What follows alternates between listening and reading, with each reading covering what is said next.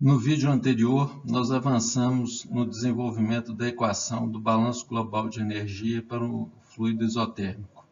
Através de um processamento matemático que é apresentado em detalhes no livro-texto, é possível transformar aquela equação nesta equação na forma geral que é apresentada aqui. Lembre que esta equação está relativa a um fluido que está escoando de forma isotérmica, ou seja, com temperatura uniforme ao longo do caminho, e a versão dessa equação também está expressa em energia por unidade de massa, ou seja, todos os termos vão ter dimensão de joule por quilograma ou metro quadrado por segundo ao quadrado. Então, nessa forma geral, essa equação tem o termo associado à variação de energia cinética, lembrando que β1 e β2 estão associados ao regime de escoamento. Se é laminar, β equivale a meio, se é turbulento, β equivale a 1. A variação de energia potencial, a variação associada à pressão, que é o termo restante relativo à parcela de entalpia, as perdas devido à dissipação por atrito e o termo de M asterisco relativo ao trabalho mecânico realizado pelo fluido sobre o sistema. O M asterisco só é diferente de zero se ao longo do percurso entre os planos de referência 1 e 2, se houver algum equipamento que realize ou receba trabalho do fluido. O EF são as perdas que ocorrem ao longo do caminho. Tirando esses dois termos, esses restantes, vocês notem que eles têm sempre designações relativas a planos de referência. Essas três parcelas de variação de energia compõem o que tradicionalmente é designado na literatura como equação de Bernoulli. Alguns livros também incluem e denominam como equação de Bernoulli a versão que abrange esses dois termos adicionais aqui. Observem mais uma vez que todos esses termos, os três primeiros, envolvem a seleção de dois planos de referência entre os quais o balanço vai ser estabelecido. E o escoamento do fluido vai se dar no sentido do plano 1 para o plano 2. Então, uma vez selecionados esses dois planos, nós temos que ter condições de calcular ou equacionar os valores de velocidade, de posição em relação ao nível de referência e os termos associados à variação de pressão. Da mesma forma, temos que calcular as perdas devido à dissipação por fricção que ocorrem ao longo do caminho e se existir algum equipamento que realize ou receba trabalho do fluido, determinarmos o valor de M asterisco. Essa equação, dependendo da forma que podemos definir a densidade do fluido, ela vai ter duas versões, uma para um fluido compressível, os gases, e uma para fluido incompressível, os líquidos. Essas versões serão apresentadas a seguir. Se na equação anterior pudermos assumir que o fluido apresenta densidade constante, ou seja, que a densidade dele não depende da pressão, aquele termo com a integral pode ser definido passando a densidade para fora da integral, uma vez que ela vai ser constante, e aí a integral de dp entre os planos 1 e 2 resulta nesse termo, P2 menos P1 sobre ρ. Isso equivaleria em circunstâncias onde a densidade possa ser assumida constante entre os planos 1 e 2 de referência.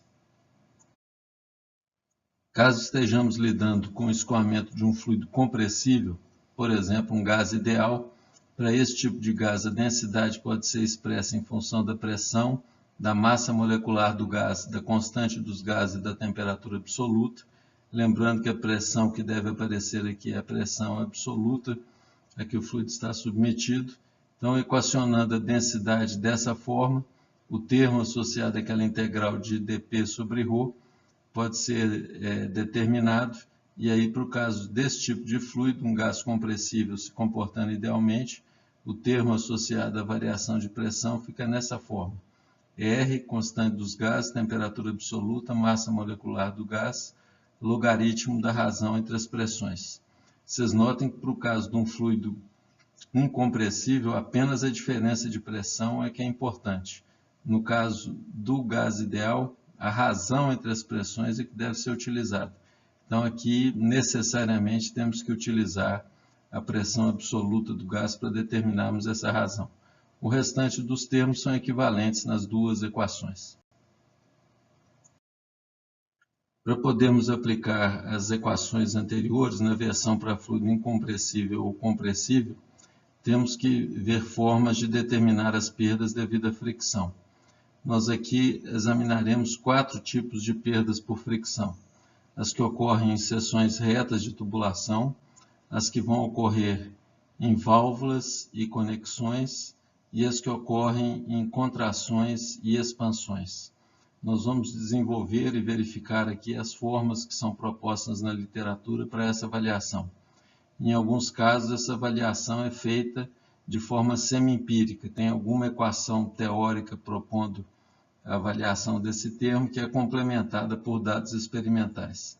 Então, a primeira parcela, que é relativa a perdas que vão ocorrer devido à fricção em seção reta, ela pode ser determinada analiticamente combinando balanços globais de energia, como a gente acabou de derivar, e balanços de força que foram definidos no capítulo anterior. Eu escolhi arbitrariamente uma posição de duto, como essa que está apresentada aqui, considerando que o fluido está se deslocando no sentido ascendente e que foram conhecidos os valores de P1 e P2 nesses dois planos. Notem que o duto tem seção constante, é isso que caracteriza uma seção reta, é o fato da área não estar variando e de também não haver variação na direção do escoamento do fluido. Então, nessa seção aqui que está representada, é uma seção reta, o diâmetro está constante, não há variação na direção do escoamento e está sendo considerada a região que vai dos planos Z igual a 0 para Z igual a L. Então, através da seleção desses planos 1 e 2 de referência para estabelecimento dos balanços globais de energia e de força, nós vamos conseguir deduzir uma equação para a estimativa das perdas devido à fricção nessa seção reta de tubulação.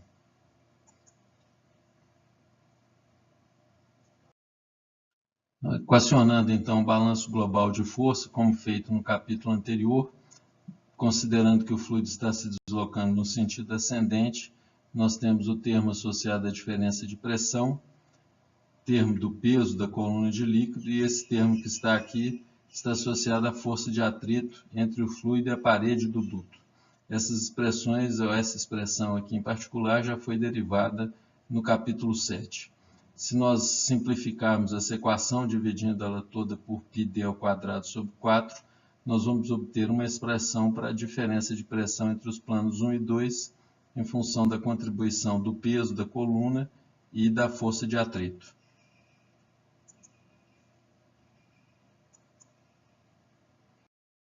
Se nós agora desenvolvermos a equação para o balanço de energia, vou considerar aqui, no caso de um fluido incompressível, nós temos essa versão numa situação de seção reta de tubulação, como a área não variou e a vazão está constante, pois nós estamos lidando com escoamento em regime estacionário, que foi uma das hipóteses que formulamos para derivar essa equação aqui de cima. Então, nessas condições, V2 médio e V1 médio são iguais, a diferença Z2 menos Z1 é igual a L. Eu lembro que Z2 menos Z1 é a diferença ao longo da linha vertical entre os planos 1 e 2 de referência. Nesse caso, Z2 está no nível mais alto que Z1, então essa diferença é positiva. Caso Z1 estivesse num plano superior a Z2, essa diferença aqui seria negativa. Nesse trecho que está sendo analisado, não tem nenhum equipamento realizando trabalho sobre o fluido, então o M asterisco é igual a 0. E aí a equação do balanço de energia, ela fica expressa dessa forma, restando apenas o termo associado à pressão, o termo da gravidade e a dissipação de energia devido à fricção. Nós podemos, através de um algebrismo nessa equação, isolar o termo das perdas devido à fricção. Ele vai ficar P1 menos P2 sobre ρ menos GL. E observe que do balanço de força nós derivamos uma equação para P1 menos P2. Para expressar, então, as perdas devido à fricção, nós podemos combinar os resultados desses dois balanços.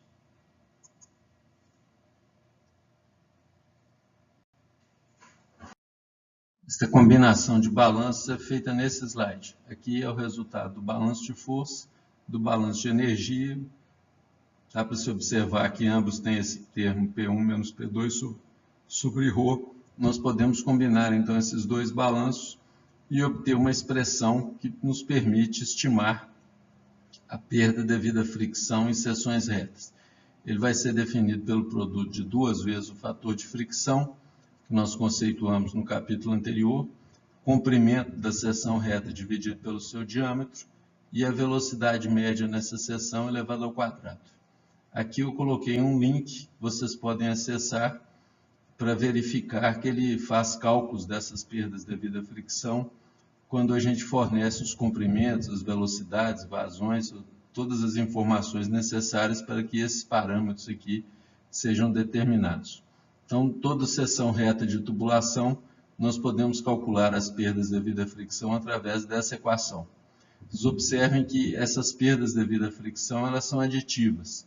Então, se nós tivermos vários trechos retos de tubulação com o mesmo diâmetro e feitas do mesmo material, nós podemos sair somando essas parcelas do comprimento total para determinarmos a perda total.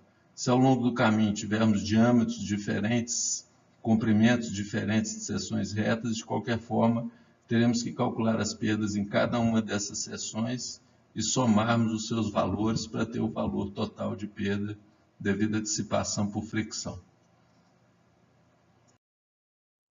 É comum também nas instalações onde manuseamos fluidos termos válvulas e conexões. A equação que foi proposta para variar essas perdas nesses tipos de dispositivos é muito semelhante à que derivamos teoricamente para seções retas. A diferença é que foi introduzido aqui um parâmetro chamado LE, que representa um comprimento equivalente da válvula ou da conexão. Qual que é o sentido físico do comprimento equivalente? Seria um comprimento de seção reta que causasse a mesma perda devido à fricção que a válvula ou que a conexão está causando. Esse valor de LE sobre D para diferentes tipos de configurações de válvulas e de conexões é fornecido de forma empírica e encontramos uma série de valores desses na literatura. A seguir eu coloquei uma tabela com alguns desses valores. Na literatura a gente encontra uma variedade muito maior do que o que é apresentado na tabela, mas essa representa uma das formas propostas na literatura para estimarmos as perdas devido à fricção em válvulas e conexões. Então temos que calcular o fator de fricção usando a velocidade na seção reta que está alimentando essa válvula, essa conexão, comprimento equivalente sobre D, esse valor é tabelado na literatura, e o valor de velocidade média ao longo dessas válvulas ou conexões. Lembre que esse valor de velocidade ao quadrado é calculado nas seções retas que estão ligadas a essas válvulas ou conexões. Essa tabela que está apresentada aqui, ela foi tirada do livro de Fenômenos de Transporte do Geiger e Poirier. Temos aqui a equação que foi apresentada no slide anterior e alguns valores de comprimento equivalente dividido pelo diâmetro da tubulação para alguns tipos de válvulas e de conexões. Então temos aqui joelho de 45 graus, valor equivalente a 15, joelho de raio padrão, joelho de raio médio, joelho quadrado, retorno de 180 graus, válvula gaveta, que é um tipo de válvula utilizado muito em residências, em registro de jardim, é usado também em instalações metalúrgicas para controle de vazão de aço. Então, dependendo da posição da válvula, nós temos diferentes magnitudes do comprimento equivalente sobre o diâmetro. Importante salientar que quanto maior for esse número, mais significativa está sendo a perda causada por esse tipo de conexão ou válvula. Uniões bem feitas, elas têm um efeito desprezível. Então, se tiver união entre dois tubos, a perda devido à fricção nessa conexão ela pode ser desprezada.